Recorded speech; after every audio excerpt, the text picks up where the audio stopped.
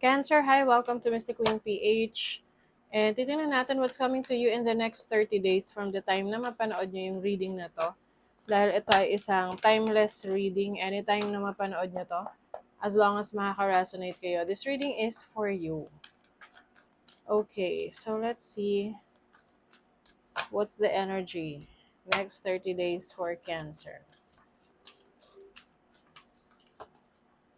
Yin. You are going to be more feminine, no? Maaring mas magfo-focus ka sa pag-aalaga mo sa sarili mo.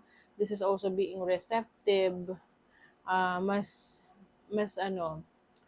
sensitive ka sa feelings mo. More on the feminine side, no? Na this time you are parang ipapakita mo yung softness ng sarili mo. Kasi yung iba maaring nandun kayo sa energy ng masculine, no? Hindi naman porket lalaki, yun lang yung may masculine energy. Lahat tayo, meron tayong masculine energy, may feminine energy tayo regardless of our gender. But ngayon, mas i-embrace mo yung pagiging feminine mo. Happy, wow. This is going to bring happiness sa'yo, fulfillment.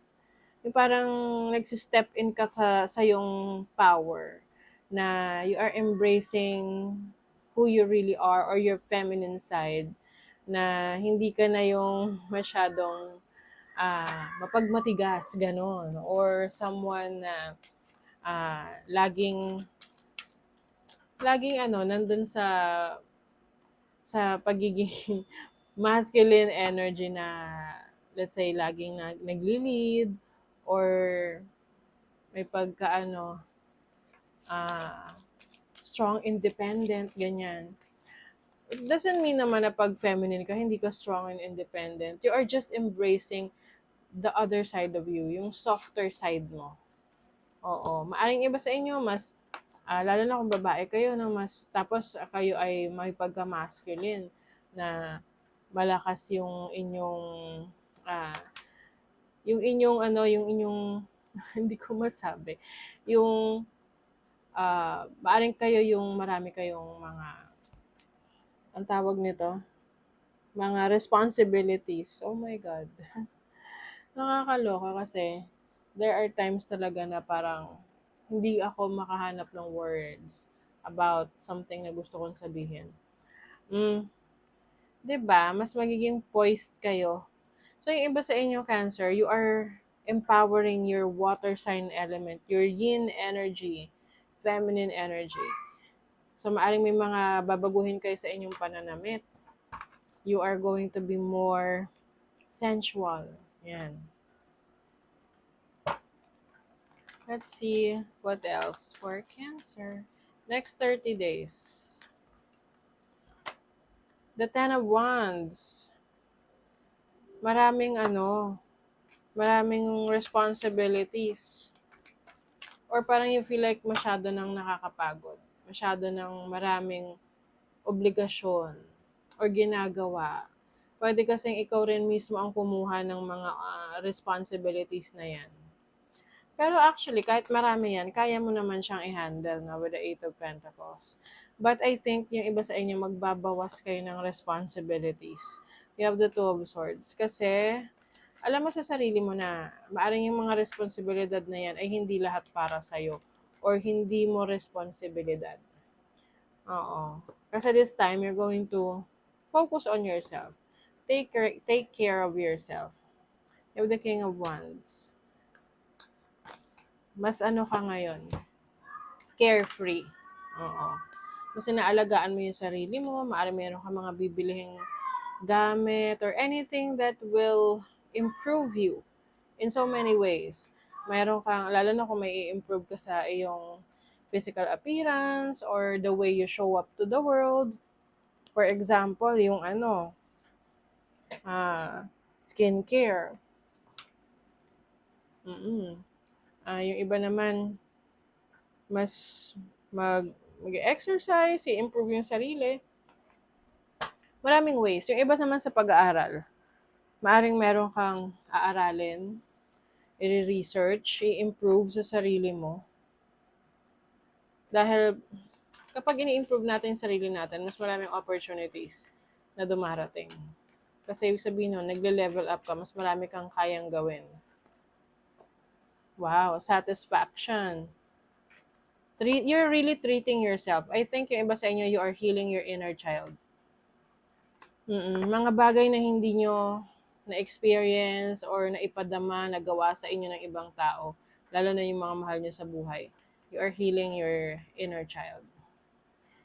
And also, mas magiging focus ka sa mga goals mo. Magiging intense ka rin in reaching your goals. You are going to connect more with a lot of people. So, may mga bagong friends, connections. And itong mga connections na to, ay makakatulong sa'yo in the future. Oo. Kasi the more na mas marami kang kakilala, the more na mas maraming opportunities na pwedeng mag-open sa'yo. You are building a community. You are building a strong connection with others or influence. Meron ditong iba sa inyo heartbroken o kanina pa to lumabas, separation.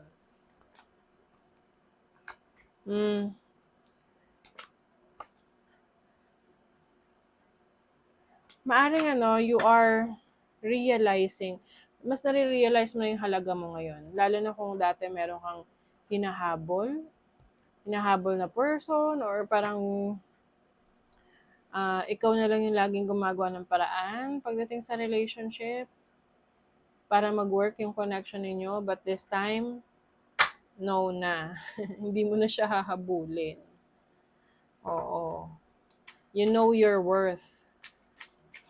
You realize na it's time to focus on yourself. Money, career, finances, Page of Pentacles. O talagang may pag-aaral, research. You are building your finances, your career, your business. Judgment. Marami kang realization about yourself, your career, your finances, na maaring napabayaan mo. Let's say, napabayaan mo yung career mo, trabaho mo, business mo, because of a relationship na hindi naging, parang kumbaga, mas nag-focus ka sa relasyon mo sa ibang tao, especially sa romantic connection, at nakalimutan mo yung sarili mo. 5 of Cups, may regrets. Kasi na-realize mo, meron ka mga na-miss out na opportunities eh. Kaya ngayon, meron kang binabago, inaayos sa sarili mo.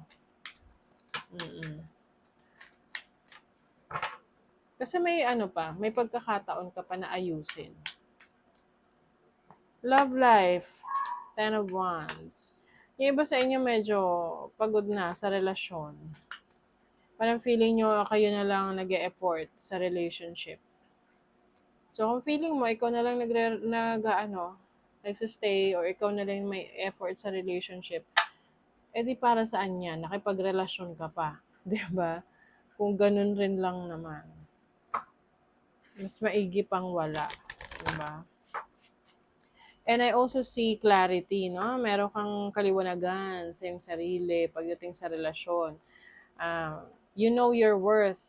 Kumbaga, ito yung effort na binibigay mo sa relasyon, ito dapat rin yung natatanggap mo. At yun yung sa tingin kong na-realize mo.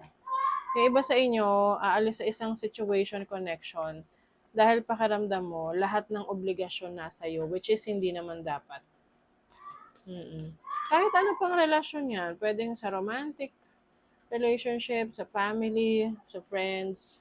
Minsan ganun na parang pinapasa sa atin yung obligasyon ng iba or problema ng iba. Tapos, ang ending tayo yung problema, hindi sila. Diba? So, enough of that. Kumbaga, tama na, sobra na palitan na. Ayaw mo na ng ganong sitwasyon na ikaw na lang lagi yung sumasalo nung problema or responsibilidad ng iba. Oo. This time, you are focusing on yourself and taking care of your needs. Ikaw naman muna. O, diba? You never needed those wings to fly. Yan. So, ibig sabihin, kaya mo. Kaya mo on your own. You can be independent. You have other strengths. May mga kakayanan ka na hindi mo akalain na magagawa mo kahit na hindi tumutulong yung ibang tao. Kasi minsan may nare-realize tayo sa sarili natin, kaya ko pala to, ganun. Madali lang pala. Ayun. Kasi minsan natatakot tayo, 'di ba? To spread our wings and fly. And minsan, nagdedepende tayo dumedepende tayo sa isang bagay, sitwasyon, tao. Nakala natin pag wala yun, hindi na natin kaya. Pero, for some of you, you're going to realize na, kaya mo pala nang wala sila. Mm. So, that is your reading, Cancer. Thank you so much. See you again.